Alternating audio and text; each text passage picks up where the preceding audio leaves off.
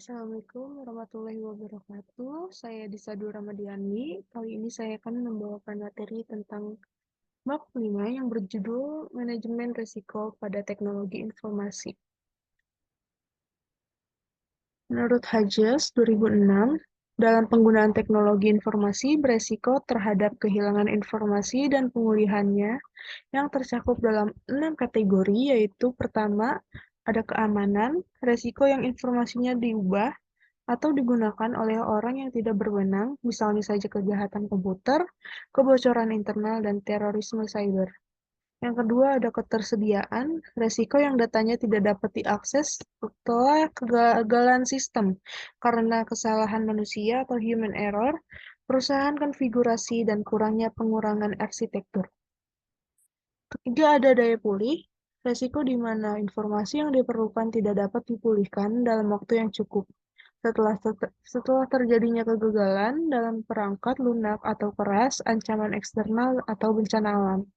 Keempat ada performa, resiko di mana informasi tidak tersedia saat diperlukan, yang diakibatkan oleh arsitektur terdistribusi, permintaan yang tinggi, dan topografi informasi teknologi yang beragam. Kelima ada daya skala, resiko yang perkembangan bisnis, pengaturan bottleneck, dan bentuk arsitekturnya membuatnya tidak mungkin menangani banyak aplikasi baru dan biaya bisnis secara efektif. Keenam, ada ketaatan, risiko yang manajemen atau penggunaan informasinya melanggar keperluan dari pihak pengatur yang dipersalahkan dalam hal ini mencakup aturan pemerintah, panduan pengaturan perusahaan, dan kebijakan internal. Manajemen risiko teknologi informasi. Manajemen risiko adalah pelaksanaan fungsi-fungsi manajemen dalam penanggulangan risiko, terutama risiko yang dihadapi oleh organisasi atau perusahaan, keluarga, dan masyarakat. Jadi, mencakup kegiatan merencanakan, mengorganisir, menyusun, dan memimpin, dan mengawasi atau termasuk mengevaluasi program penanggulangan risiko. Program manajemen risiko. Yang pertama itu ada mengidentifikasi risiko yang akan dihadapi. Yang kedua ada mengukur dan menentukan besarnya risiko tersebut. Ketiga, mencari jalan untuk menghadapi atau menanggulangi risiko. Keempat, menyusun strategi untuk memperkecil ataupun mengendalikan risiko. Kelima, mengkoordinir pelaksanaan penanggulangan risiko serta mengevaluasi program penanggulangan risiko yang telah dibuat. Fungsi-fungsi pokok manajemen risiko. Yang pertama itu menemukan kerugian potensial, meliputi kerusakan fisik dari harta kekayaan perusahaan, kehilangan pendapatan atau kerugian lainnya akibat terganggunya operasi perusahaan, kerugian akibat adanya tuntutan hukum dari pihak lain, kerugian-kerugian yang timbul karena penipuan, tindakan kriminal lainnya, dan tidak jujurnya karyawan. Dan terakhir itu ada kerugian yang timbul akibat karyawan kunci atau KMN meninggal dunia, sakit, dan cacat.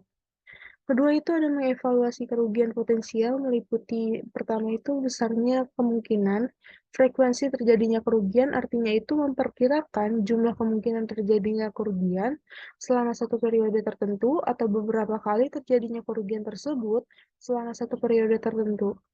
Kedua itu ada besarnya bahaya dari tiap kerugian. Artinya, menilai besarnya kerugian yang diderita yang biasanya yang dikaitkan dengan besarnya pengaruh kerugian tersebut, terutama terhadap kondisi finansial perusahaan. Ketiga itu memilih teknis atau cara yang tepat untuk menentukan suatu kombinasi dari teknik yang tepat guna menanggulangi kerugian. Selanjutnya ada tahap manajemen risiko teknologi informasi. Yang pertama itu ada penilaian atau analisis mengerti risiko informasi teknologi dalam konteks dasurat keseluruhan risiko informasi teknologi dan menilai kemungkinan munculnya dan pengaruhnya pada bisnis.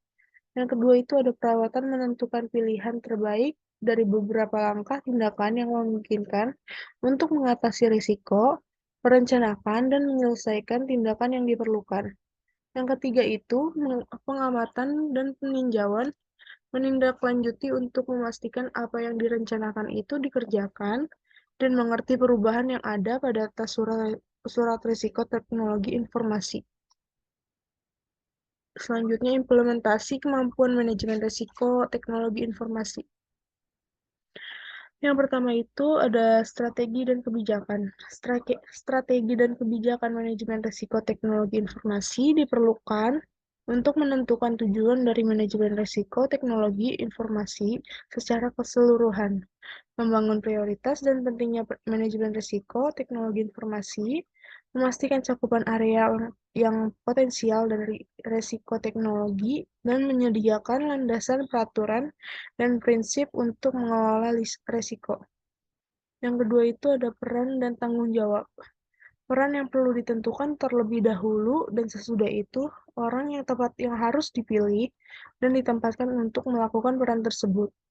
Yang ketiga itu ada proses dan pendekatan. Siklus hidup manajemen risiko memiliki beberapa langkah yang dikembangkan dengan beberapa langkah yang berbeda untuk berbagai jenis risiko. Yang pertama ada identifikasi atau penemuan. Dimaksudnya itu mendapatkan risiko teknologi informasi berdasarkan radar dari manajemen. Yang kedua ada penilaian atau analisis. Artinya memahami risiko dalam konteks keseluruhan portofolio risiko teknologi informasi dan menilai kemungkinan terjadinya dari dan dampak potensial terhadap bisnis.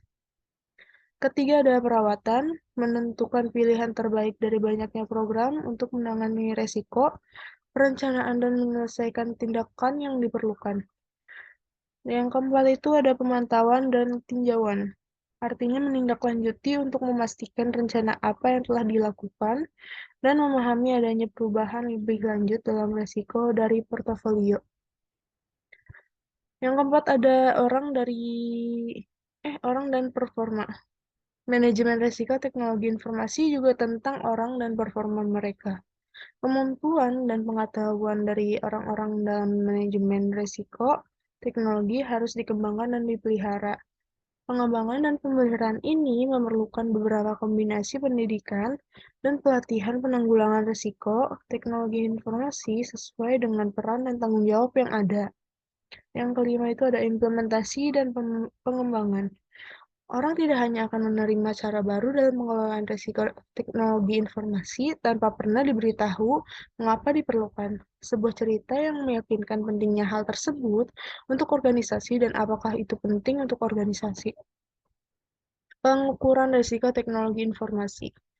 Berdasarkan penelitian yang kami lakukan, maka ditemukan beberapa metode pengukuran risiko teknologi informasi, diantaranya yaitu ada metode Octave dan NIST yang digunakan untuk perbandingan. Yang pertama itu ada NIST atau National Institute of Standard and Technology.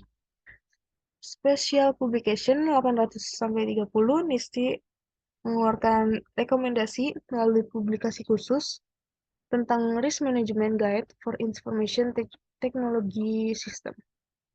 Kedua itu proses pengurangan risiko. Terdapat beberapa strategi dalam melakukan pengurangan risiko, yaitu yang pertama dengan menerima risiko atau risk assumption, mencegah terjadinya risiko atau risk avoidance, lalu ada membatasi level risiko atau risk limitation, lalu ada perencanaan risiko atau risk plan, penelitian dan pengakuan research and acknowledgement, mentransfer risiko atau risk transference, dan juga metodologi pengurangan risiko menggambarkan pendekatan untuk mengimplementasikan kontrol yang terdiri dari memprioritaskan aksi, evaluasi terhadap kontrol yang direkomendasikan, melakukan cost-benefit analysis, memilih kontrol, memberikan tanggung jawab, mengembangkan rencana implementasi perlindungan, dan implementasikan kontrol yang dipilih. Terakhir ini ada proses evaluasi risiko. Pada proses ini dilakukan evaluasi apakah pendekatan manajemen risiko yang diterapkan sudah sesuai, kemudian dilakukan penilaian risiko kembali untuk memastikan keberadaan risiko yang teridentifikasi maupun risiko yang belum teridentifikasi. Nah, di sini ada model framework manajemen risiko TI. Di tengah-tengah itu ada kepemimpinan dan komitmen, dibagi menjadi 5 bagian, ada interogasi, desain, implementasi, evaluasi, dan perbaikan. Sekian, terima kasih.